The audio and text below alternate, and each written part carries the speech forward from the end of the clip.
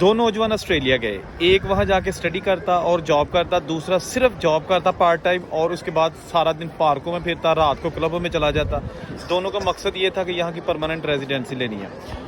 جو فری رہتا تھا سارا دن اور پارکوں میں لڑکیوں کے پیچھے نکلتا تھا، اس نے 6 مہینے بعد کوئی لڑکی پسا لی اور اس کے ساتھ سپوز ویزا شادی کے لیے جو ہے نا وہ پیپر جمع کروا دیے، مطلب ہے پروسیس پورا کرنے کے بعد۔ میں جلدی آپ کو بتا رہا ہوں۔ جبکہ دوسرا لڑکا وہ پڑھنا شروع ہو گیا اور لمبے پروسیس جو بھی کماتا وہ فیسوں میں چلا جاتا۔